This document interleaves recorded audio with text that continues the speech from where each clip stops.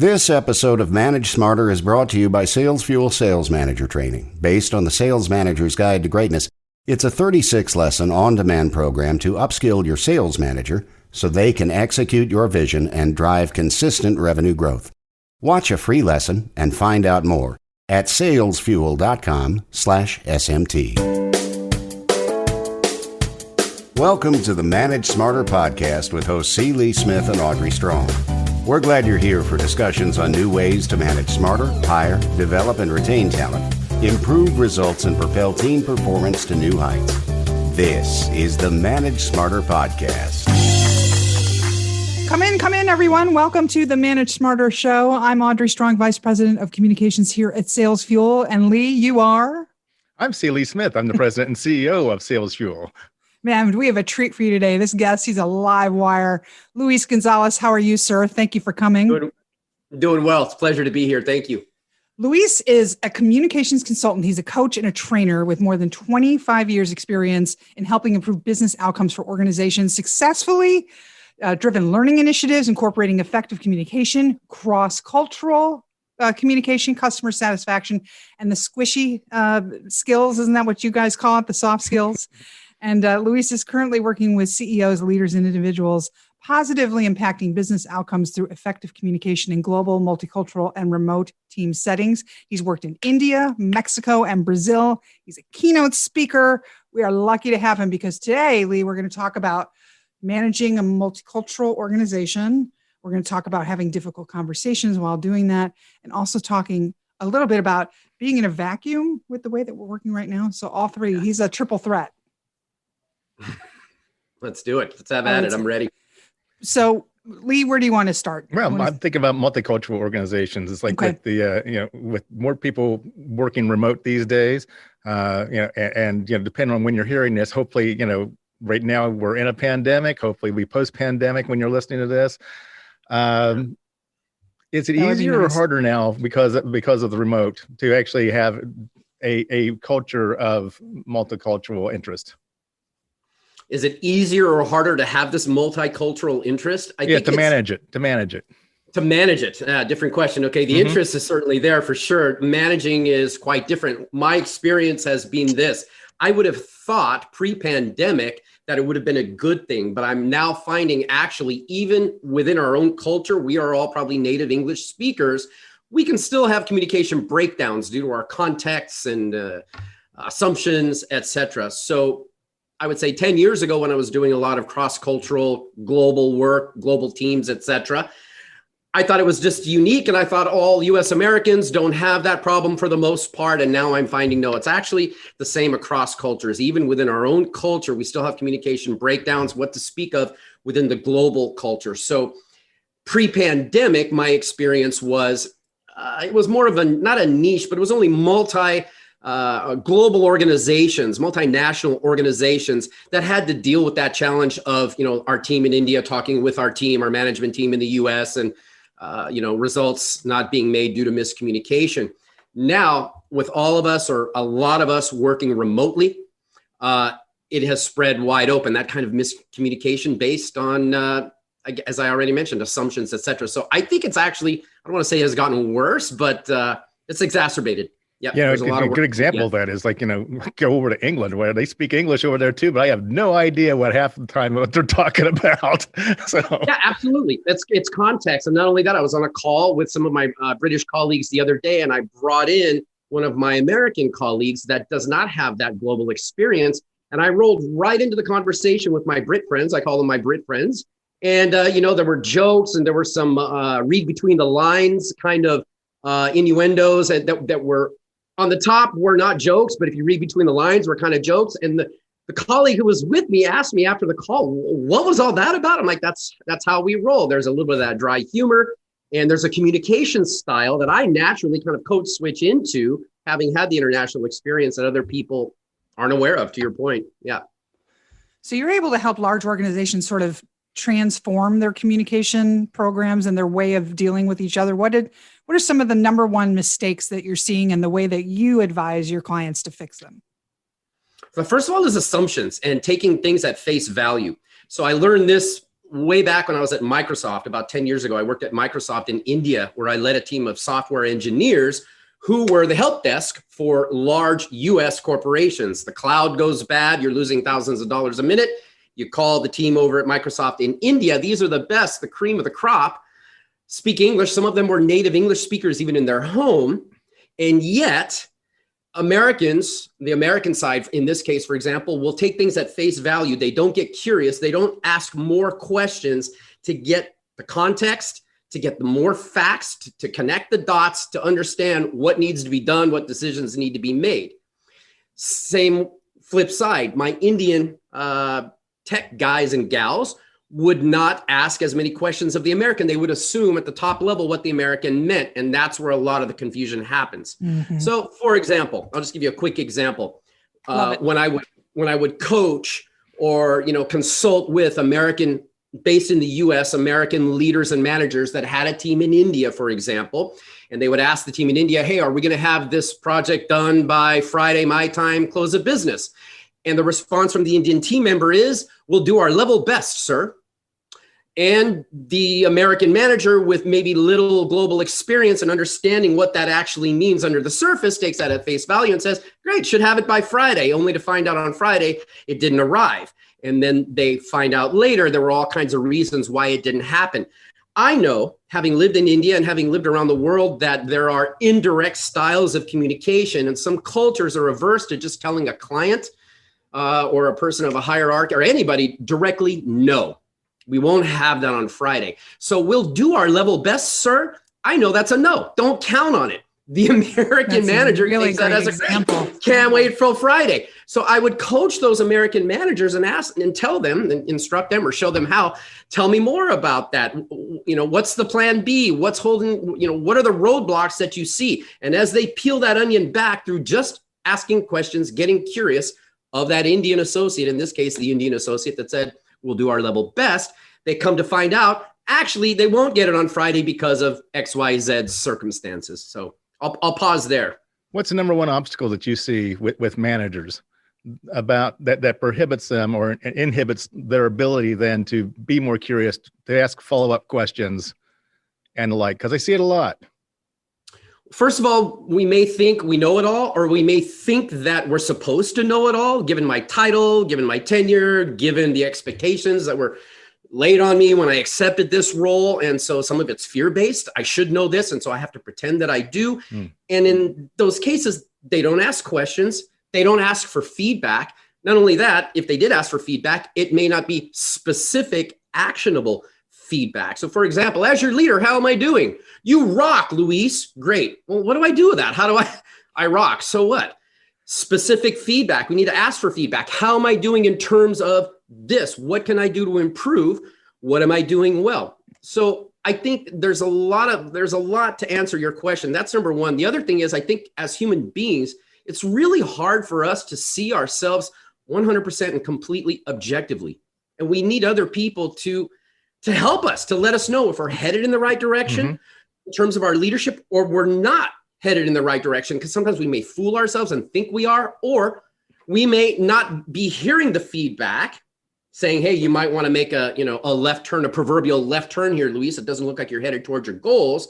I'm not asking for it, number one, and I'm not getting it, number two, the feedback. So I assume, remember that word assume from when we were kids, you remember that rhyme? I assume it's all good, only to find out gradually, then suddenly, boom, the floor drops out from underneath me, and there's a mistake, rework, we lost a client, or disaster, or someone got hurt.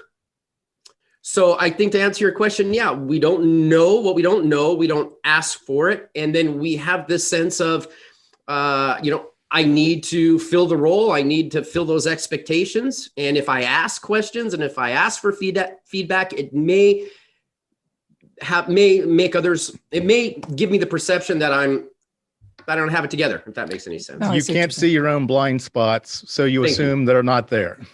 Yes. And how do we even know if we have blind spots? We got to ask, hey, what are you seeing, team, that I'm not seeing?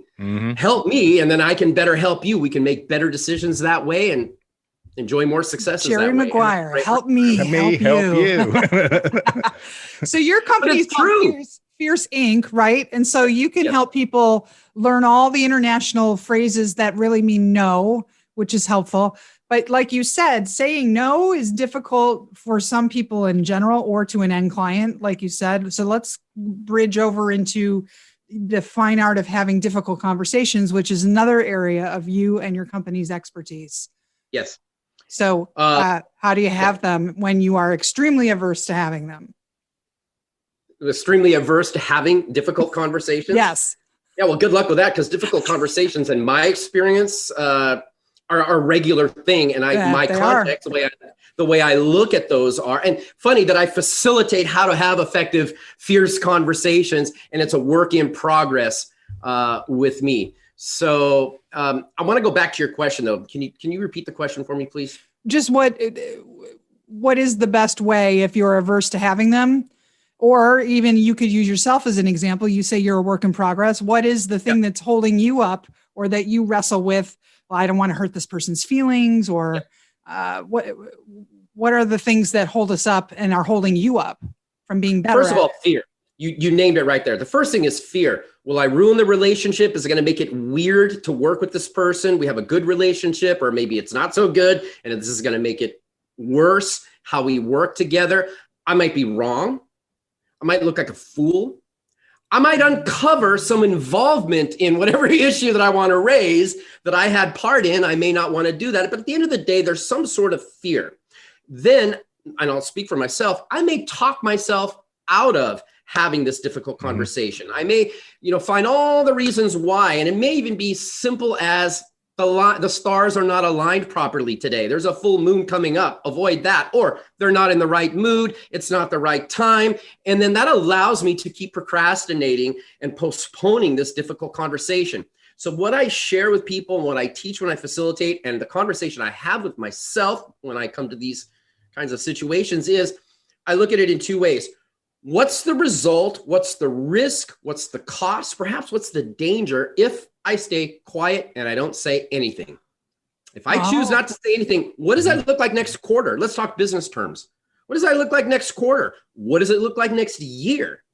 It's probably not going to get better. If there's something that needs to be brought up, a conversation that needs to be had, a problem that needs to be addressed, or a breakdown, or whatever it is, in my experience in life, it's rare that those things work out on their own. We need to address them. So I look at what happens is that that small problem actually it grows. It grows. So it's like, and I see this a lot in sales, particularly when you have a salesperson then that needs to go over the head of their primary contact, because that's where the real decision maker is. Well, I'm afraid I might piss off, Sally Jones over here. I was like, wait, we've built a great relationship. I don't want to do that. Oh, I don't know. It's like, it's a million reasons and a million excuses and everything like that, all fear-based. So at what point, can we coach people to say, it's okay to have fear, but do it anyway? You got to do it. And here's why. I'll pick up where I left off. One side of the coin is, what's the risk, the cost, however you want to name it, if I don't have the conversation? More than likely, that's not going to look very good. Then I look at the other side of the coin and I say, what's to gain if I have the conversation and it goes well? Because if I don't have the conversation, I can't expect anything to change. I can't expect any different results. So what do I gain? And I'll make a mental note, or even maybe I'll write it down. I'm like, gosh, there's so much to gain here. And then with that in my hand, in my mental hand, or however you want to word it, I'll approach the person and I'll keep it real. This is what we teach with fierce conversations. It's being authentic. Mm-hmm. So for example, Lee, if it were you and I was having a fear in my mind about, having this challenging conversation, this difficult conversation with you for fear of whatever, I come into the conversation first with perhaps letting you know in a very authentic way, this might be a little difficult for me, Lee. We got a great relationship and I'm not sure, I'm feeling a little nervous, but I feel the need to tell you here's why. If I don't speak up, I see these results that don't look good. So here's what's up, here's the issue, and then I'll stop. I will not come in with here's what I think we should do, here's what I think you should do, or any of that. I will stop and I'll immediately get curious. Lee, what are your thoughts? Lee, how do you see this? Lee, how'd you come to this conclusion? And I'll continue to get curious. And as we say at Fierce, interrogate your reality. Not interrogate you, but I'm going to keep peeling that onion back to find out more and more about how you see it, your perspective, how you came to this conclusion, whatever it is. Now I've provoked learning. I see how you see it. I may not agree with it. I may think it was a bad decision, but I see with clarity now, aha, I got it. When I get curious with you, you will probably more than likely start to ask me, how do you see it, Luis? Mm-hmm. Now we're interrogating each other's reality. We've provoked learning. Now we're better equipped to tackle that tough challenge, whatever it is. Two things happened there, though. But you made a statement, that this is going to be difficult for me. We're disarming. So immediately, I want to reach out to you and I say, oh, it's okay, Luis. So you can be straight with me. It was like, I'm going to try to make you feel more comfortable. So you got that going on. That's really the most important thing out of those two things, actually. It boils down to human connection to me. Look, science has proven it. There were 2 Nobel Prizes won that proved at the end of the day, we human beings make decisions from an emotional place first, a rational place second, and that goes into marketing. That goes into sales. If I have a good relationship with you, Audrey, I'm going to follow you. And if I have a great relationship with you, but some other salesperson from a competitor offers me the same, whatever it is, service or gadget at a little bit of a lower price, I'm going to have to think about that because it's the relationship with you that actually is serving me. And let me finish that thought, Luis, because the second thing there that happened was that you protect yourself from your own assumptions, from looking like a complete fool, that if you go in there guns a-blazing based off of what you believe to be true and it's an assumption and it's not true or whatever, you look like a first-class idiot. Yep. So this is a way you're protecting yourself from yourself by being curious, just to check to see if your assumptions that you have actually are reality. Can I add to that? So if you in turn start to ask me, Luis, how do you see it? What are your thoughts or whatever? I may preface it by saying, hey, there may be more to the story here that I'm aware of. Let's honor that. There may be more pieces here of the puzzle that I don't know about. There might be information that I'm not privy to. Yes, yes. But from what I do know, here's what I see. And if I look forward to next quarter, it's not looking good. So what do we do, Lee? Let's talk about it. Yeah. Having worked for people who shoot now and ask questions later, I love this approach. And then you also advise your clients to set up a step-by-step action plan so the two of you can feel really good about realigning where you're going. What do you do if somebody just completely disagrees with everything that you're bringing to them in this fierce conversation and they just won't pivot with you? Then what do you do? A couple of things I want to say. Well, first of all, that's fine. It happens all the time. We all have perspectives and sometimes they clash. That's fine. Given that we have different perspectives, given that we have two completely different ideas on how to move forward with this, at the end of the day, if we're working for an organization and we have leaders to report to and results to show, at the end of the day, Audrey, you and I got to show some results by the end of this quarter. So given that we're not seeing eye to eye, and that requires another fierce conversation, how do we align ourselves? How do we do this? Maybe I give and take a little bit. We'll go with your plan this time. That's another conversation. I won't get into the weeds of that now, but that makes sense. That's where we go with that. First of all, we have different perspectives. I still honor you. I still respect you. Our relationship is still tight. And I think your idea is completely nuts.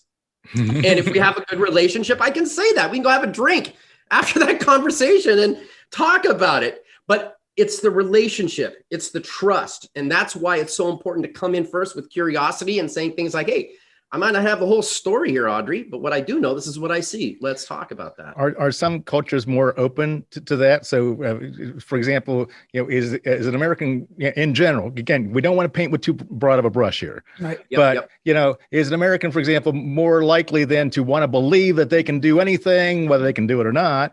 And then maybe you have somewhere in Great Britain that believes, well, it's the belief that kills you. So...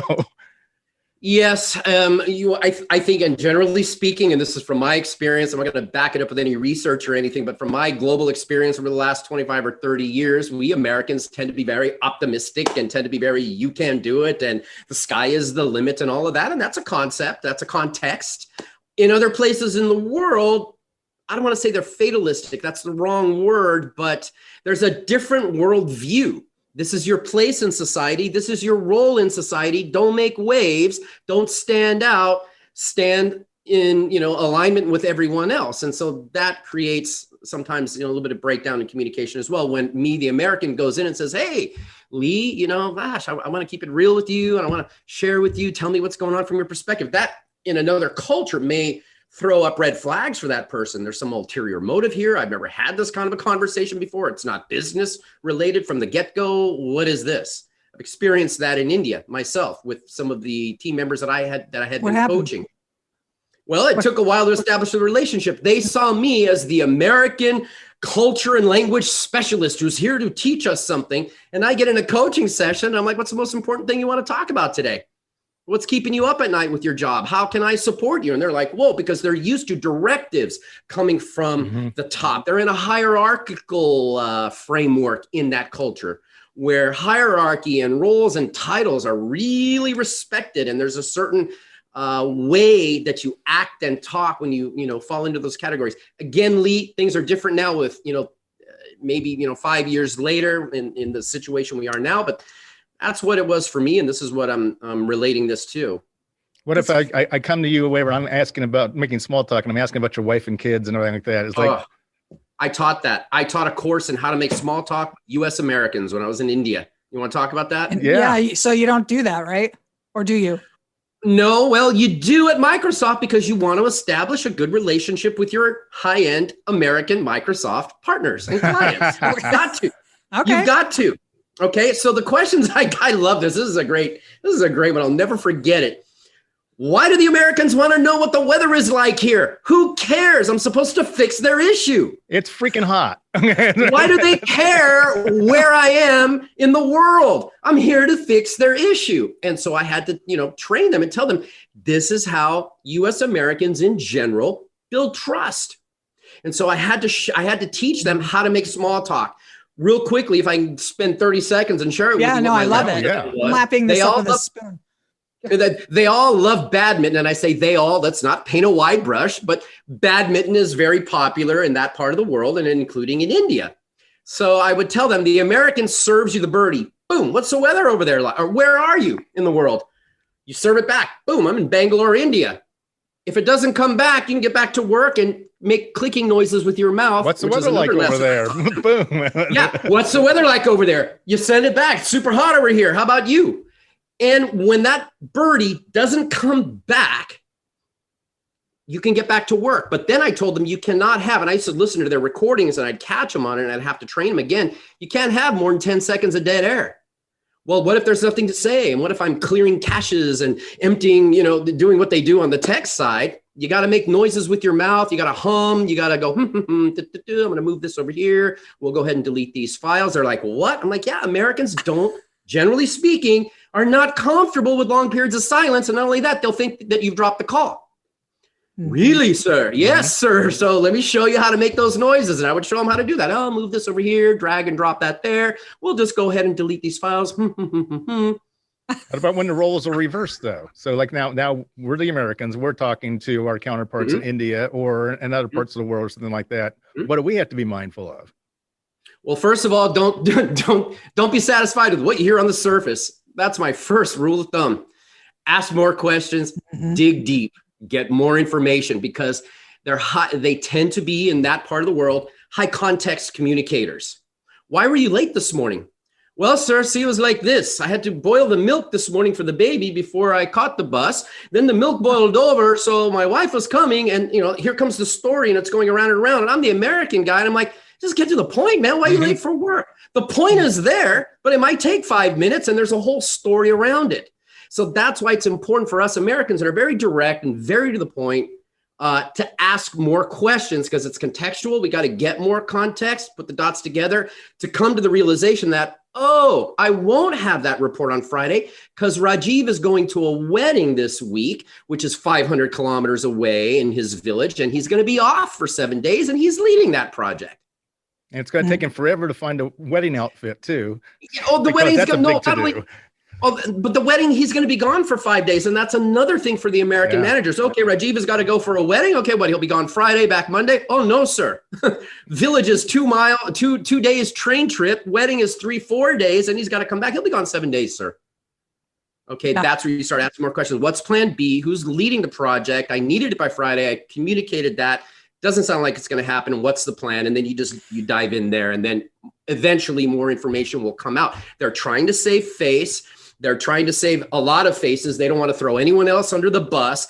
And the Americans have to remember that that may not be the person you need to speak with on that because of their role or their title and how they feel about that. Where in the United States, you might ask me, and I might be able to speak for my CEO because I know what my CEO would say. And I'm okay with that, but not in those other cultures where that hierarchy is very much respected. They may feel uncomfortable if I'm asking all those questions. So these are the things that we Americans need to be aware of on that other side. I'm curious, we're almost out of time, but I know in Japan, business culture has very formal rules and customs. Yep. It seems like one of the more complicated dynamics to learn. What country do you regard as the one that we should be mindful of all of this, but is there one that's way more complicated for your clients to learn than others in terms of? I would say yes. I would say Japanese is one of the most complicated. I got it right. Yeah, it's very complicated, and I have to give I have to say that I've not worked in Japan. I've worked in collaboration with Japanese teams and U.S. American teams, and helping managers and helping them bridge those communication gaps. Very challenging. India can be challenging as well, but a little more forgiving, I think. Interesting. It's fascinating. Well, Fierce Inc. is the name of your company, fierceinc.com. And I see is that a book over your shoulder there in the background? So tell us about the book before we sign off. Yes, Fierce Conversations, written by my CEO and founder, Susan Scott. This is where everything started. I recommend to the listeners, get a copy of Fierce Conversations. It'll change your conversations and your results. Guaranteed it did mine. I'm still a student. So are we. All students. We never stop learning. Thanks a lot, Luis. This is a pleasure. Thank you, sir. Nice to meet you.